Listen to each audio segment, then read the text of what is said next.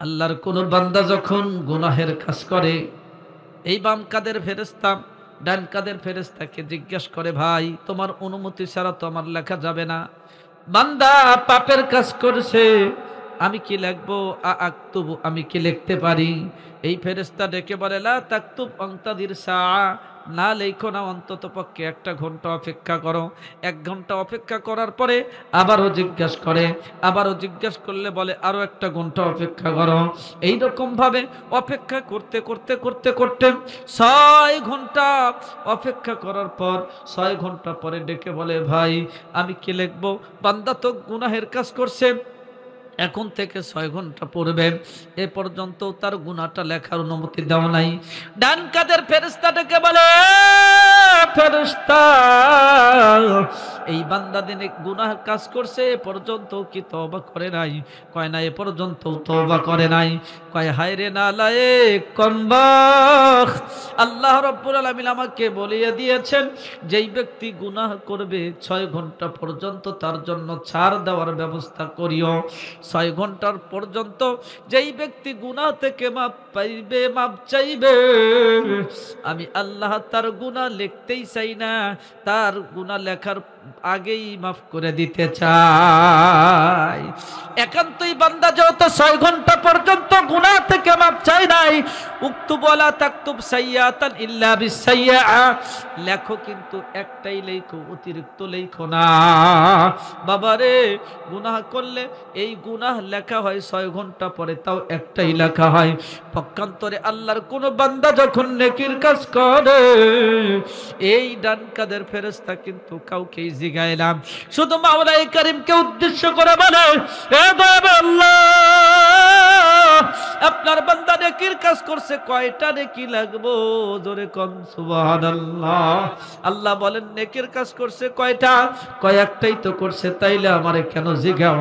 কয় আল্লাহ গো, আপনি তো বলেছেন মান জাআ বিল হাসানাতি ফালাহু আশরু আমসালিহা, যেই ব্যক্তি নেকির কাজ করবে ন্যূনতম তার আমলনামায় 10 গুণ বৃদ্ধি করে দাও। আয় আল্লাহ, আপনি বলেছেন ন্যূনতম 10 গুণ, আয় আল্লাহ তার চেয়ে বেশিও তো হতে পারে, কত গুণ বাড়িয়ে দেব? আল্লাহ রাব্বুল আলামিন বান্দার দিলের দিকে লক্ষ্য করে, অন্তরের দিকে লক্ষ্য করে। বান্দার যার দিল, আরে দিলের মধ্যে মাওলার মোহাব্বত বেশি, তার জন্য পুরস্কার বেশি, যার মোহাব্বত কম তার জন্য পুরস্কার কম। আল্লাহর কোন বান্দার দিকে লক্ষ্য কইরা আল্লাহ বলেন, আমার অমুক বান্দার আমলনামায় 10 গুণ লেখো, অমুক বান্দার আমলনামায় 27 গুণ লেখো, অমুক বান্দার আমলনামায় 2700 গুণ লেখো, অমুক বান্দার আমলনামায় 27000 গুণ লেখো, অমুক বান্দার আমলনামায় 27 লক্ষ গুণ লেখো, অমুক বান্দার আমলনামার মধ্যে কোটি কোটি কোটি কোটি নেকি লেখা দাও। আহারে আমার বাবা, অনেকে রসুলপুর যান, চরমনাই যান, আল্লাহর ওলিদের হাতের মধ্যে হাত দিয়ে যেই ব্যক্তি অন্তরটা পরিষ্কার করিয়া নিয়ে আসতে পারছেন, তারা ইবাদতের মধ্যে যেই রকম মজা পায়, অনেকে তাবলিগ জামাতের মধ্যে গিয়া আত্মশুদ্ধি করিয়া ইবাদতের মধ্যে যেই রকম মজা পায়, যেই ব্যক্তি ওলামায়ে কেরামের সোহবতে যায় না, ওই ব্যক্তির ইবাদতের মজা আকাশ পাতাল কম বেশি আছে দাদাই। এ আমার বাবা, আমার ভাই, যেই ব্যক্তির অন্তরের মধ্যে মাওলার মহব্বত যত বেশি, মাওলাই কারীম ওই ব্যক্তিকে তত গুণ বৃদ্ধি করে নেকি দান করতে থাকেন। জোরে কোন সুবহানাল্লাহ। কোন বান্দার অন্তরের দিকে লক্ষ্য কইরা আল্লাহ বলেন, ওই বান্দা আমাকে কি পরিমাণ মহব্বত করে। ও ফেরেশতা, তোমরা বুঝবা না, তোমরা বুঝবা না কি পরিমাণ নেকি লিখবা, তোমরা বুঝবা না। কারণ হচ্ছে প্রেমিকার প্রেমাস্পদের ঘটনা অন্য কেউ বোঝে না। জোরে বলেন কথা ঠিক কিনা? মিয়ানে আশিকো মাশুক চিরঞ্জিস কেরামান কাতিবিন রাহাম খবর নিস। এমন আল্লাহর বান্দা এখানে আছে, যেই ব্যক্তি চক্ষুটা বন্ধ করলে মাওলাই কারীমকেই দেখতে পায়, দুনিয়ার আর কিছু দেখতে পায় না। জোরে বলেন সুবহানাল্লাহ। এই ব্যক্তি যেই মোহাব্বতের সাথে ইবাদত করে, অনেক সময় ফেরেশতাও বোঝে না। জোরে বলেন কথা ঠিক কিনা? এজন্য কবি বলেন, মিয়ানে আশিকো মাশুক চিরঞ্জিত কিরামান কাতিবিন রাহাম খবর নিস। আশিক মাশুকের মধ্যে যেই প্রেমের খেলা শুরু হয়, কিরামান কাতিবিন ফেরেশতাও টের পায় না। ওই আল্লাহর মোহাব্বতে নিজের জীবনটা অতিবাহিত করার, নিজের জীবনটা পরিচালনা করার দরকার আছে না নাই? আরো জোরে বলুন, আছে না নাই? ইশকের আগুন জ্বালা ইয়া মৌলা আমার কলিজা,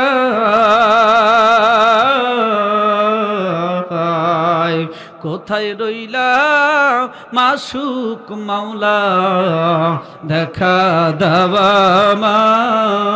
আমায়। কোথায় রইলা মাশুক মাওলা, দেখা দাওয়া আমায়। মাওলার প্রেমে পাগল যারা,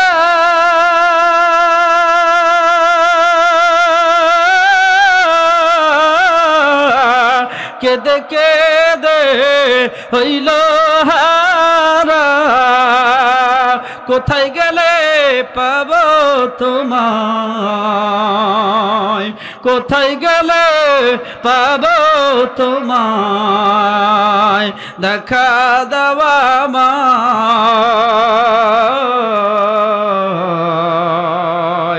কোথায় গেলে কোথায় রইলা মাশুক মাওলা, দেখা দেওয়া আমায়।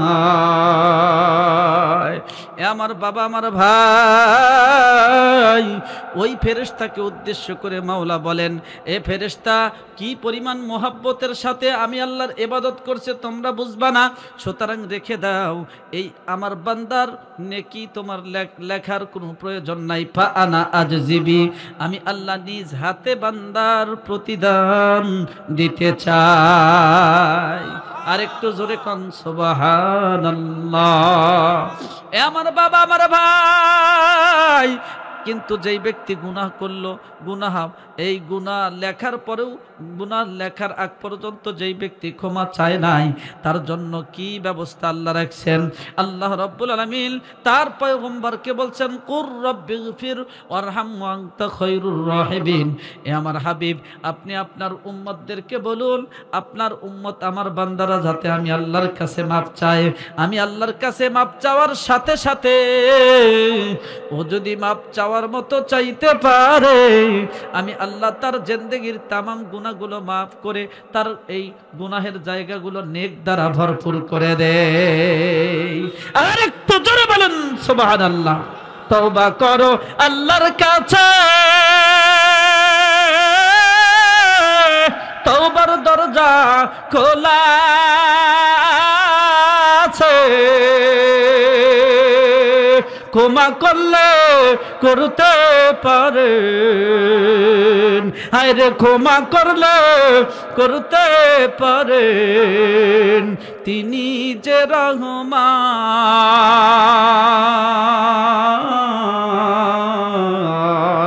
না মানলি ফরমান রে তুই, না মানলি কোরআন। জোরে বলুন কথা ঠিক কিনা? এ আমার বাবা, আমার ভাই, এই পৃথিবীর মানব জাতিকে আল্লাহ গুনাহের আকর্ষণ দিয়েও সৃষ্টি করছেন। হ্যাঁ, কোনো বান্দা যদি গুনাহ করেই বসে, মাওলার কাছে মাপ চাইলে আল্লাহ মাফ করে দেয়। জোরে কোন সুবহানাল্লাহ। এই কথাটা যখন ফেরেশতারা শুনলেন, তখন এই ফেরেশতারা চিন্তা করতেছে, হ্যাঁ, আল্লাহ রাব্বুল আলামিন তাহলে তো এই মানব জাতিকে আমাদের চেয়েও শ্রেষ্ঠত্ব দান করবে, আমরা কেন মাওলায়ে কারিমের মতের উল্টা মত পোষণ করলাম? জোরে কোন সুবহানাল্লাহ। মাওলার কাছে মাপ চাওয়ার দরকার, কিন্তু কিভাবে, কোন ছেলেই মাপ চাইব? এই ফেরেশতারা ঘুরতেছে আর তালাশ করতেছে। কোন উসিলায় আল্লাহর কাছে মাপ চাইব? প্রথম আকাশ ঘুরে, দ্বিতীয় আকাশ ঘুরে, তৃতীয় আকাশ, চতুর্থ, পঞ্চম, ষষ্ঠ আকাশ ঘুরিয়া সপ্তম আকাশের উপর উইঠা দেখতেছে আল্লাহ রাব্বুল আলামিন সপ্তম আকাশের উপরে নূরের তৈরি একটা ঘর বানিয়ে রেখেছেন, তার নাম হচ্ছে বাইতুল মামুর। নূরের তৈরি একটা মসজিদ বানিয়ে রেখেছেন, যেই মসজিদের নাম বাইতুল মামুর। বলেন এখনো কি আদম আলাইহিস সালামের সৃষ্টি হয়েছে? এখনো কি সৃষ্টি হয়েছে? এইবার ফেরেশতারা বাইতুল মামুরের চতুর্পার্শ্ব দিয়ে তফ করতেছে, জোরে কোন সুবহানাল্লাহ। এই বাইতুল মামুর এমন একটা ঘর, এমন একটা মসজিদ, যেই মসজিদের চতুর্পার্শ্বে প্রত্যেকদিন ৭০,০০০ ফেরেশতা তফ করে, জোরে বলেন সুবহানাল্লাহ। কেমন ৭০,০০০ ফেরেশতা? যদি আমার আলোচনা বুঝে থাকেন সুবহানাল্লাহ বলার জন্য প্রস্তুত থাকবেন। কেমন ৭০,০০০ ফেরেশতা? প্রত্যেক দিন নতুন নতুন এমন ৭০,০০০ ফেরেশতা তফ করে। আজকে যারাই যেই ৭০,০০০ ফেরেশতা তফ করছে, আগামীকাল আর চান্স পাবে না। আগামীকাল যারা তফ করবে কিয়ামত পর্যন্ত দ্বিতীয়বার আর চান্স পাবে না। এমন নতুন নতুন ৭০,০০০ ফেরেশতা বাইতুল মামুর তফ করে। আমার বাবা, আমার ভাই, তাইলে বুঝেন, একটু চিন্তা কইরা দেখেন মাওলার ফেরেশতা কত বেশি। এই ফেরেশতারা এই বাইতুল মামুর তফ কইরা আল্লাহ রাব্বুল আলামিনের কাছে মাপ চায়, আল্লাহ গো অন্যায় করেছি, অপরাধ করেছি, আপনি আদম জাতি সৃষ্টি কইরা শ্রেষ্ঠত্ব দান করবেন। আয় আল্লাহ, আপনার জাতিকে সৃষ্টির বিপক্ষে মত পোষণ কইরা অপরাধ করেছি। আল্লাহ ডেকে বলেন, এ ফেরেশতার দল, তোমরা তো গুনাহ বোঝো না, তোমাদের আমল নামায় কোনো গুনাই লেখা হয় না, তারপরেও যেহেতু অনুতপ্ত হইছ, লজ্জিত হইছ রে, আমি আল্লাহ তোমাদের মর্যাদা আরো বৃদ্ধি করে দিলাম, জোরে কোন সুবহানাল্লাহ। তবে শর্ত আছে, যেই জাতিকে আমি আল্লাহ সৃষ্টি করব, এই জাতি গুনাহ করবে, তোমরা গুনাহ না বুঝলে কি? এই জাতি তো গুনাহ করবে, অতএব এই জাতি কোন উসিলায় আমি আল্লাহর কাছে মাপ চাইবে? যাও পৃথিবীর মধ্যে চলে যাও, পৃথিবীর মধ্যে বাইতুল মামুর সোজা পৃথিবীর মধ্যে যাইয়া যেই জায়গাটা আছে, এই জায়গার মধ্যে একটা মসজিদ বানাও, যার নাম হবে বাইতুল্লাহ। ফেরেশতারা পৃথিবীর মধ্যে আসলেন, এসে দেখতেছেন শুধু পানি আর পানি, পানি আর পানি। যেই জায়গার কথা বলছেন বাইতুল মামুর সোজা, এই জায়গায় পানিটা আরেকটু উঁচা। আল্লাহ রাব্বুল আলামিনের কাছে দোয়া করতেছেন, আল্লাহ গো বাইতুল্লাহর ভিটা কেমনে বানাবো? আয় আল্লাহ, এখানে তো পানি আরো বেশি উঁচা। দোয়া করার সাথে সাথে উঁচা পানি অটোমেটিক মাওলার নির্দেশে নিচু হয়ে গেল। চতুর্পার্শ্বের পানি নিচু জায়গায় আসবে কি আসবে না? পানির সাথে পানির ধাক্কা লাইগা ফেনা সৃষ্টি হলো, ফেনা থেকে এক ইট পরিমাণ মাটি সৃষ্টি হলো। সুম্মা দুহিয়াতিল আরদ, এরপরে এই এক ইট পরিমাণ মাটি থেকে আল্লাহ জমিনকে সম্প্রসারিত করলেন। জোরে জোরে বলেন সুবহানাল্লাহ। প্রথমেই যেইখানে মাটি সৃষ্টি হলো, এই মাটির মধ্যে এই জায়গাতেই বর্তমানে বাইতুল্লাহ দণ্ডায়মান। আমার বাবা, আমার ভাই, পর্দার অন্তরালের মা, আমার বোন, এই যে বাইতুল্লাহ শরীফ দণ্ডায়মান আছে, এই বাইতুল্লাহ শরীফ আল্লাহ বানাইলেন ফেরেশতাদের মাধ্যমে। বলেন এখনো কি আদম আলাইহিস সালামের সৃষ্টি হয়েছে? আল্লাহ রাব্বুল আলামিন বাইতুল্লাহর ভিটা মাত্র বানাইলেন, জমিনকে সম্প্রসারিত করলেন। এই জমিনের অগ্রভাগ থেকে কিছু মাটি সংগ্রহ করলেন। এই মাটি থেকে আল্লাহ রাব্বুল আলামিন এই মাটি খামিরা কইরা আমাদের বাবা হযরত আদম আলাইহিস সালামকে সৃষ্টি করলেন। জোরে কোন সুবহানাল্লাহ। আদম আলাইহিস সালামকে সৃষ্টি কইরা জান্নাতের মধ্যে প্রথমেই নবুয়তিও দিয়া দিলেন। জোরে কোন সুবহানাল্লাহ। এ আমার বাবা, আমার ভাই, এখন প্রশ্ন, কেন নবুয়তি দিলেন? প্রথমেই কেন নবুয়তি দিলেন? নবুয়তি দেওয়ার উদ্দেশ্য হলো আল্লাহ রাব্বুল আলামিন মানব জাতিকে শ্রেষ্ঠত্ব দান করতে চান। যেই মানব জাতিকে শ্রেষ্ঠত্ব দান করতে চান, এই মানুষের জন্ম যেই মহামানব থেকে, যেই আদম আলাইহিস সালাম থেকে, এই আদম আলাইহিস সালামকে আল্লাহ সাধারণ কোনো পাবলিক রাখতে চান না, তাকে নবী বানায়া পৃথিবীর মধ্যে প্রেরণ করলেন, যাতে করে মানুষের মানুষেরা বলতে পারে এই পৃথিবীর মধ্যে আমরা এসেছি আমাদের পূর্বপুরুষ, আমরা যার ঔরাস থেকে এসেছি তিনি কিন্তু সাধারণ পাবলিক ছিলেন না, তিনি ছিলেন একজন আল্লাহর নবী। বলুন আমরা নবীর ঘরের সন্তান না পাবলিকের ঘর থেকে এসেছি? আমরা নবীর ঘরের সন্তান, জোরে বলেন সুবহানাল্লাহ। এই বান্দার মুসলমান কেউ কেউ হয়তো টেনশন করতে পারেন, হুজুর তাইলে না অনেকেই বলে যে মানুষ তো আসলে মানুষ ছিল না, মানুষ ছিল বানর। ডারউইন নামক তথাকথিত একজন গবেষক এ চিন্তা করলো যে এই মানুষকে নিয়ে একটু গবেষণা করা দরকার, মানুষের এত বুদ্ধি এত মেধা কোথা থেকে আসলো? ইচ্ছা করলে চাঁদের দেশে যায়, ইচ্ছা করলে এভারেস্ট বিজয় করে, ইচ্ছা করলে মঙ্গল গ্রহে যাওয়ার মতো স্বপ্নও দেখে। মানুষকে নিয়ে গবেষণা করার দরকার। এই মানুষকে নিয়ে গবেষণা করা শুরু করলো। ডারউইন গবেষণা করতে করতে বলে ফেললো মানুষ আসলে মানুষ ছিল না, মানুষ ছিল বানর। একটা কিছু বলবেন তো সুবহানাল্লাহ না নাউজুবিল্লাহ? আর একটু জোরে কল। আরে আজকে মুসলমান কত পেরেশানির মধ্যে আছি। এই ডারউইনের এই রচিত ডারউইনের মতবাদ দিয়া আজকে সিলেবাস তৈরি করা হয়েছে, সেই সিলেবাস আমাদের সন্তানদের হাতের মধ্যে দেওয়া হচ্ছে। নাউজুবিল্লাহ, জোরে কোন আর একটু জোরে বলেন নাউজুবিল্লাহ। ইমানদার মুসলমান, আমি বলতে চাই যারা এই পৃথিবীর মধ্যে ঘোষণা করে তাদের পূর্বপুরুষ ছিল বানর, তাদের পূর্বপুরুষ শৃগাল, শূকর আর চতুষ্পদ জীবজন্তু ছিল, তাদের আখলাক চরিত্র চাল চলন সবকিছু চতুষ্পদ জীবজন্তুর মতোই হবে। জোরে বলেন কথা ঠিক কিনা? পক্ষান্তরে যারা বিশ্বাস করি আমাদের পূর্বপুরুষ ছিল নবী, অতএব আমাদের চিন্তাধারা আমাদের আখলাক চরিত্র নবীর মতোই হতে হবে। জোরে বলেন কথা ঠিক কিনা? কিন্তু আজকে আমাদের মুসলমানদের যুবক সন্তানদের দিকে লক্ষ্য করলে বোঝা যায় এখন অনেক যুবকরা রাস্তাঘাটে ঘুরে এদিক সেদিক ঘুরে গুনাহের সাগরের মধ্যে নিমজ্জিত হচ্ছে। আমাদের এই যুবকেরাই কিছুদিন পূর্বেও রাত ৩টা-৪টা পর্যন্ত জেগে জেগে মেসি আর নেইমারের স্লোগান দিয়েছে। জোরে বলেন কথা ঠিক কিনা? তারা কোরআন হাদিসের মাহফিলে আসতে চায় না, কোরআন ভালো লাগে না, হাদিস ভালো লাগে না, দ্বীন ইসলাম ভালো লাগে না, তাদের ইহুদি খ্রিস্টানদের পাশ্চাত্যবাদীদের অনুকরণ ভালো লাগে। যারা বলেন কথা ঠিক কিনা? এই ইমানদার মুসলমান, আজকে মুসলমানিত্ব আমরা ভুলে গিয়েছি, যার কারণেই মুসলমানের আসল চরিত্র ভুলে গেছি। জোরে বলেন কথা ঠিক কিনা?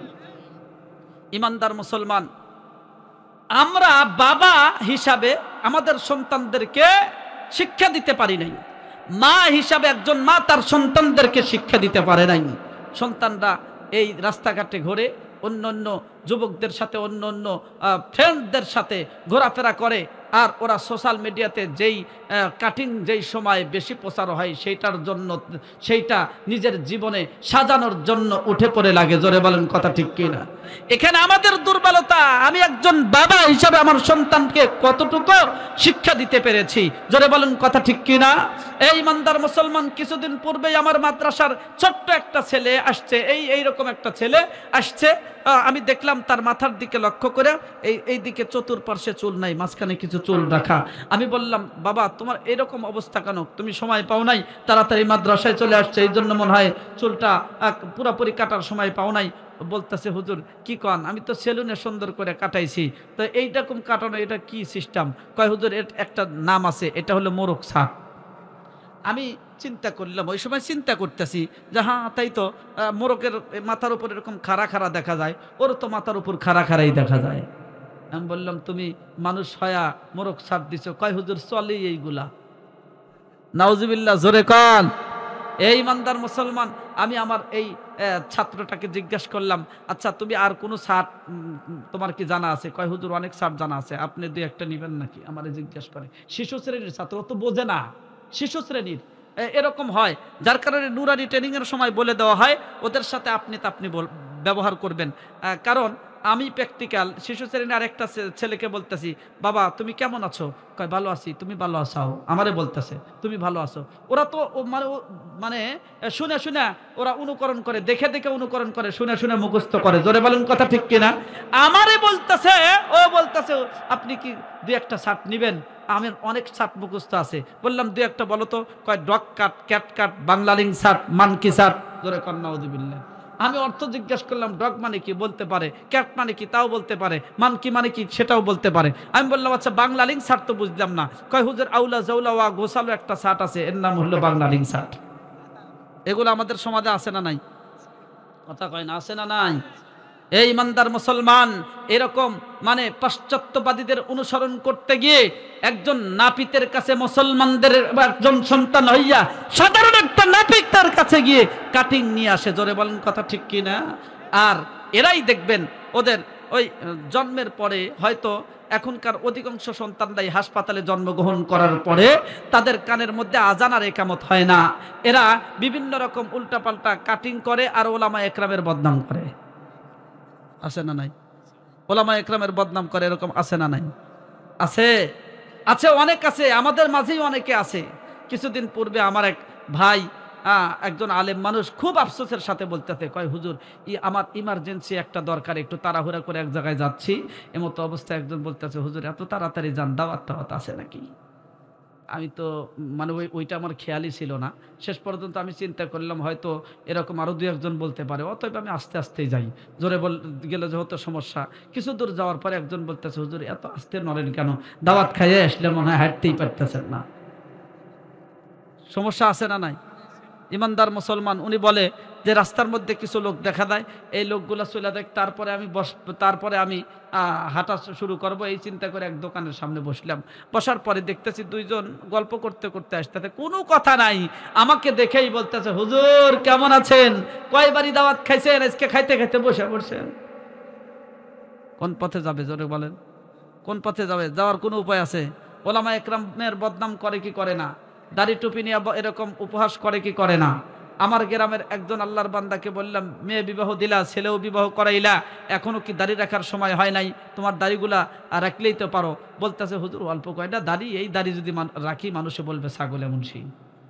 দেখছেন কি কয়? আমি মনে মনে মুচকি একটা হাসি দিলাম, দিয়ে বললাম, আচ্ছা ছাগলে মুন্সি কাক কয় কও তো? কয় হুজুর জানেন না, ছাগলের মুখের নিচে অল্প কয়টা দাড়ি দেখা যায়, আর আমারও মুখের মধ্যে দাড়ি, এই অল্প কয়টা দাড়ি রেখলে মানুষ খুব ছাগলে মুন্সি। আমি মুচকি একটা হাসি দিয়ে, পাশে একজন বসা ছিল, তার পুরা চেহারার মধ্যেই দাড়ি দেখা দেয়, কিন্তু একদম ক্লিন সেভ। আমি বললাম, ভাই তুমি রাখো না কেন? সে তো ছাগলে মুন্সি হওয়ার ভয় রাখে না, তো তুমি রাখো না কেন? কয় হুজুর আমার এই দাড়ি যদি সারি, মানুষ আমারে কম ছাড়বে না, আমারে বলবে পাটা মুন্সি। জোরে কর নাউজুবিল্লাহ। দাড়ি টুপি নিয়ে উল্টা পাল্টা কথা বলে কি বলে না? সুন্নতি লেবাস নিয়ে কথা বলে কি বলে না? আজকে গানও বের করছে, মনে বড় জালারে পাঞ্জামিওয়ালা। আবার বোরকা নিয়ে গান, একজন লাল বোরকাওয়ালি, তার রূপ দেখিয়া মরি মরি। আসলে মূল কথা, লাল আপনার ওই বোরকা পরা মেয়েটাকে দেখা তার গান বানানোর উদ্দেশ্য আর বোরকা নিয়ে কটাক্ষ করা। জোরে বলেন কথা ঠিক কিনা? এই ইমানদার মুসলমান, অথচ যেই আলেমকে নিয়ে আমরা উপহাস করি, কটাক্ষ করি, কটাক্ষ করি, এই আলেম ছাড়া দুনিয়ার মধ্যে একজন মানুষ আসতে পারে নাই, পৃথিবী থেকে বিদায় নেওয়ার সময়ও যেতে পারবে না, এমনকি কবরের মধ্যে, হাসরের মধ্যে, জান্নাতের মধ্যেও মানুষ আলেমের মুখাফিক থাকবে। এজন্য কবি বলেন, যতই করো গলাবাজি করো ষড়যন্ত্র, এ বাংলাদেশের জমিনে ভাই চলবে মোল্লাতন্ত্র। তুমি মোল্লা চেনো না, তুমি আলেম চেনো না, মসজিদ চেনো না, মাদ্রাসা চেনো না। মোল্লা চেনে তোমার বাবাই, জিজ্ঞেস করো তাকে গিয়ে, মোল্লা ছাড়া কেমনে হলো তোমার বাবা মায়ের বিয়ে? মোল্লা চেনে তোমার বাবাই, তাহার কাছে গিয়ে বলো, মোল্লা ছাড়া তোমার দাদার জানাজাটা কেমনে হলো? কোমল সুরে জিজ্ঞেস করো তুমি তোমার মাকে, তোমার জন্মে তোমার কানে আজান দিল সে কে? জোরে বলেন কথা ঠিক কিনা? এই জন্য ওলামা একরামকে উপহাস ওই ব্যক্তি করে যেই ব্যক্তি দিন ইসলামের বুঝ নাই, বরং যেই ব্যক্তির জন্মের সময় তার আজান নসিবে হয় নাই, যেই ব্যক্তির পিতা মাতা তাকে কোরআন হাদিস সম্পর্কে বুঝ দেয় নাই, যেই ব্যক্তি ডারউইনের মতাদর্শের বিশ্বাসী, যেই ব্যক্তি ইহুদি খ্রিস্টানদের মতাদর্শে বিশ্বাসী, যেই ব্যক্তি মেসি আর নেইমারের মোহাব্বতের বিশ্বাসী, জোরে বলেন কথা ঠিক কিনা? এই জন্য মাথা থেকে পায়ের তালু পর্যন্ত আমার জিন্দেগি পরিচালনা করব। আমাদের মডেল, বিশ্ব মডেল একজন আছেন না নাই? তিনি কে? আমাদের নবী, বিশ্ব নবী মুহাম্মদুর রাসূলুল্লাহ সাল্লাল্লাহু আলাইহি ওয়াসাল্লাম। জোরে বলেন কথা ঠিক কিনা? এই ইমানদার মুসলমান, আমার নবী এমন নবী, যেই নবীকে দেখা কাফের বেঈমান পর্যন্ত মুসলমান হয়ে গেছে। আমার নবী এমন নবী, যেই নবীর জীবনী নিয়ে গবেষণা করতে করতে মাইকেল হার্ট নামক একজন খ্রিস্টান দি 100 গ্রন্থে 100 মনীষীর জীবনী লিখছে। 100 মনীষীর জীবনীর মধ্যে আমার নবীর নাম 1 নম্বরে দিতে বাধ্য হয়েছে। এই ইমানদার মুসলমান, এই বইয়ের ভূমিকার মধ্যে লেখেন, আমি মহামনীষীদের যারা জনকল্যাণমূলক কাজ করেছে, হোক সে রাজা, হোক সে দার্শনিক, হোক সে বিজ্ঞান, হোক সে নবী রাসূল, আমি এদের জীবনীগুলা বাছাই বাছাই করে এই একটা গ্রন্থের মধ্যে একত্রিত করলাম 100 মনীষীর জীবনী। কিন্তু র্যাঙ্কিং করব কেমনে, 1 2 3 4 এরকম সাজাবো কেমনে? আমি গবেষণা করা শুরু করলাম। কি গবেষণা করতে করতে আবারও সবার জীবনী পড়লাম, কিন্তু দেখলাম একজন মানুষ এরকম আছে, একজন মহামনীষী এরকম আছে, মাত্র 23 বছর জিন্দেগি পেয়েছিলেন। 23 বছর জিন্দেগিতে জাহালিয়াত যুগ থেকে রূপান্তরিত কইরা মানুষকে সোনালী যুগে পরিণত করছে। যেই মানুষেরা নিজের কন্যা সন্তানকে জীবন্ত মাটির মধ্যে পুঁতে রাখছে, এই মানুষগুলাকে এমন শান্ত সুশৃঙ্খল করে গড়ে তুললেন, শিল্পপতি হওয়ার পরেও সাধারণ একজন পাবলিকের জুতা সোজা করে দিয়েছে। যেই মানুষগুলা দ্বীন ইসলামের ছায়াতলে আসার কারণে নিজেদের জীবনটা একদম মাটির সাথে বিলানোর চেষ্টা করেছে, অর্থাৎ একবারে নমনীয়তা পোষণ করছে, অথচ এই মানুষগুলা দেখে রোম সম্রাট ভয়ে থরথর করে কাঁপছে। শুধু তাই নয়, যেই মহামানব মাত্র 23 বছর জিন্দেগিতে আপনার হাজার হাজার মাইলের একটা রাষ্ট্র প্রতিষ্ঠা করে গিয়েছে, তিনি আর কেউ নাই, তিনি আর কেউ নাই, বিশ্বনবী মুহাম্মদুর রাসূলুল্লাহ। যারা বলেন সুবহানাল্লাহ। আমি চিন্তা করলাম, ইনি 1 নম্বরে হকদার, কিন্তু ইহুদিরা রাগ করতে পারে, খ্রিস্টানরা রাগ করতে পারে, অন্যান্য ধর্ম অবলম্বীরা রাগ করতে পারে, রাগ করে করুক, কিছু করার নাই। হকদার যিনি, তার নামটাই 1 নম্বরে। 100 মনীষীর একটা জীবনী লেখে সর্বপ্রথম আমার আপনার নবীর নাম লিখে দিয়েছে। সুবহানাল্লাহ, জোরে বলবেন না? আর একটু জোরে কোন সুবহানাল্লাহ। বাবারে বুঝাইতে চাইলাম, এ যুবক ভাই, তুমি কার আদর্শ গ্রহণ করো, কাকে তুমি মডেল হিসাবে মনে করো? তোমার আমার মডেল বিশ্ব নবী মুহাম্মদুর রাসূলুল্লাহ। জোরে বলুন কথা ঠিক কিনা? ওই নবীদের আদর্শ গ্রহণ করার দরকার আছে না নাই? জোরে বলুন, আছে না নাই? এই ইমানদার মুসলমান, যদি গ্রহণ করি আলহামদুলিল্লাহ ভালো, গ্রহণ করতে না পারলে কবরের মধ্যে যাওয়ার সাথে সাথে প্রশ্ন করা হবে, মার রব্বুকা ওয়া মান দীনুকা ওয়া মান নাবিয়্যুক। তুমি যদি এই মেসি নেইমার বা অন্যান্য ইহুদি খ্রিস্টানকে ভালোবেসে থাকো, যদি কবরের মধ্যে তার ছবিটা তোমার চোখের সামনে ভেসে ওঠে, উপায় থাকবে না। বাবারে, এই জন্য নবীজির আদর্শ গ্রহণ করার দরকার আছে না নাই? এই জন্য আমি বলতেছিলাম, আল্লাহ রাব্বুল আলামিন পয়গম্বর আদম আলাইহিস সালামকে প্রথমেই নবুয়তি দিয়া বুঝাইতে চান, এ পৃথিবীর ইমানদার মুসলমান, তোমাদের বিশ্বাস করতে হবে, তোমাদের জন্ম সাধারণ কোনো পাবলিকের ঘরে নয়, তোমাদের জন্ম বানরের ঘরে নয়, তোমাদের জন্ম শ্রীগালের ঘরে নয়, শুকুরের ঘরে নয়, তোমাদের জন্ম সাধারণ কোনো পাবলিকের ঘরে নয়, তোমাদের জন্ম নবীর ঘরে। কই সুবহানাল্লাহর আওয়াজ তো জোরে হইল না? আর একটু জোরে কোন সুবহানাল্লাহ। এই জন্য তো যারা এই চিন্তা করবা তোমাদের জন্ম নবীর ঘরে, তাদের চিন্তা থাকা উচিত তোমাদের দ্বারা এমন কোনো কাজ যাতে প্রকাশ না পায়, যেই কাজ করলে নবীর সম্মানের মধ্যে আঘাত হয়। জোরে বলুন কথা ঠিক কিনা? 1 নম্বর প্রশ্নের উত্তর, আল্লাহ রাব্বুল আলামিন আদম আলাইহিস সালামকে প্রথমেই নবুয়ত দিয়েছেন, এই জন্য তার সন্তানদেরকে মর্যাদা মর্যাদা বান করতে চান, জোরে কোন সুবহানাল্লাহ। 2 নাম্বার, আল্লাহ রাব্বুল আলামিন কাবা শরীফের ভিটা বানাইলেন, মসজিদ ঘর বানাইলেন। কেন বানাইলেন? কোন কারণে বানাইলেন? একটা উদ্দেশ্য। মুসল্লি নাই, মসজিদ কেন? হযরত আদম আলাইহিস সালাম দুনিয়ার মধ্যে আইসাই দেখতেছে মসজিদ ঘর আল্লাহ রাব্বুল আলামিন বানাইছেন। মসজিদ ঘর দেখার পরে এই আদম আলাইহিস সালাম বুঝতে পারলেন মসজিদ ইবাদতের ঘর না বসবাসের ঘর। জোরে বলেন, ইবাদতের ঘর না বসবাসের ঘর? মসজিদ ইবাদতের ঘর। আদম আলাইহিস সালাম বুঝতে পারলেন দুনিয়ার মধ্যে এসেছি প্রথমেই ঘর দেখতে, কিন্তু সেই ঘরটা হচ্ছে মসজিদ ঘর। অতএব এই দুনিয়াটা বসবাসের জায়গা না, দুনিয়াটা ইবাদতের জায়গা। জোরে কোন সুবহানাল্লাহ। আল্লাযী খালাকাল মাউতা ওয়াল হায়াতা লিয়াবলুয়াকুম আইয়ুকুম আহসানু আমালা। এই হায়াত, এই মৃত্যু আল্লাহ এই জন্য দান করছেন, তিনি দেখতে চান কে ব্যক্তি অধিক পরিমাণে নেকির কাজ করে। জোরে বলেন সুবহানাল্লাহ। এই জন্য যা কিছু করব কার জন্য করব? জোরে বলেন, কার জন্য করব? ইন্না সালাতি ওয়া নুসুকি ওয়া মাহইয়ায়া ওয়া মামাতি লিল্লাহি রাব্বিল আলামিন।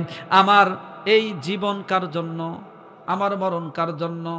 এক কথায় চলনে ফেরনে, উঠোনে বসনে, রাজনীতি, হরতাল, ভোটাভুটি, ক্যানভাস, যা কিছু হবে মোহাব্বতে জোরে আওয়াজ দিয়ে বলেন কার জন্য হবে? আমার বাবা, আমার ভাই, আল্লাহ রাব্বুল আলামিন মসজিদ ঘর বানাইলেন। এই মসজিদ ঘর নূহ আলাইহিস সালামের প্লাবনে তার চিহ্ন মাত্র অবশিষ্ট ছিল না। এই ইমানদার মুসলমান, এই হযরতে ইব্রাহিম আলাইহিস সালামকে নির্দেশ দেওয়া হলো, ইব্রাহিম তুমি তোমার পুত্র ইসমাইল আলাইহিস সালামকে সাথে কইরা পাহাড় থেকে পাথর কাইটাই না এই কাবা শরীফের পুনরায় ভিত্তি স্থাপন করো। হযরত ইব্রাহিম আলাইহিস সালাম ইসমাইল আলাইহিস সালামকে সাথে কইরা পাহাড় থেকে পাথর কেটে কেটে এনে সুন্দর করে কাবা শরীফের পুনর্স্থাপন করলেন। এরপরে দোয়া করতেছেন, রব্বানা তাকাব্বাল মিন্না ইন্নাকা আনতাস সামিউল আলিম। আয় আল্লাহ, বানাইছি আপনার ঘর, কবুল করে নেন। আল্লাহ বলতেছেন, ওয়াআদ্দিন ফিন্নাসি বিল হজ্জি ইয়াতিকা রিজালান ওয়া আলা কুল্লি দামিরিন ইয়াতিনা মিন কুল্লি ফাজ্জিন আমিক। এই ইব্রাহিম বানাইছো, কবুল করছি। তুমি এই কাবা শরীফের ছাদের উপর ওইটা আজান দাও। জোরে কোন সুবহানাল্লাহ। আজান দেওয়া ইব্রাহিম আলাইহিস সালামের সুন্নাত। ইব্রাহিম আলাইহিস সালাম আজান দিলেন, দেওয়ার পরে মাওলাই কারিমের নিকটে একটা ফতোয়া জিজ্ঞেস করেন, আল্লাহ গো, কাবা শরীফ বানাইলাম, এর বেঁচে যাওয়া কিছু মেডিসিন এখনো অবশিষ্ট আছে, কি করব? আয় আল্লাহ, আমি জানি কাবা শরীফের মেডিসিন বড় দামি, এই দামি মেডিসিন কি করতে পারি? আল্লাহ রাব্বুল আলামিন বললেন, তাম পৃথিবীর মধ্যে ছিটায়া দাও। ইব্রাহিম আলাইহিস সালাম বললেন, আয় আল্লাহ, তাম পৃথিবীর মধ্যে আমি এবং ইসমাইল মিলা কিভাবে ছিটাবো? আমাদের কি সেই শক্তি আছে? প্লেনের যুগও নাই, হেলিকপ্টারের যুগও নাই। আল্লাহ বললেন, কাবা শরীফের ছাদের উপর ওঠো, এরপরে ছিটাইতে থাকো, ছিটানোর দায়িত্ব তোমার, আর তাম পৃথিবীর পরতে পরতে পৌঁছে দেওয়ার দায়িত্ব আমি আল্লাহ। এইবার ইব্রাহিম আলাইহিস সালাম কাবা শরীফের উপর উঠলেন, ছিটানো শুরু করলেন। আল্লাহ রাব্বুল আলামিন বাতাসের মাধ্যমে পৃথিবীর বিভিন্ন অঞ্চলের মধ্যে এই কাবা শরীফের বেঁচে যাওয়া মেডিসিন ছিটাইয়া দিলেন। কিতাবের মধ্যে পাওয়া যায়, তাফসিরে ইবনে কাসির রাহমাতুল্লাহ আলাইহি উল্লেখ করেন, যেই জায়গায় কাবা শরীফের বেঁচে যাওয়া মেডিসিনের কিছু অংশ লেগেছে, কিয়ামতের আগের দিন হলেও সেখানে একটা মসজিদ ঘর নির্মাণ হবে।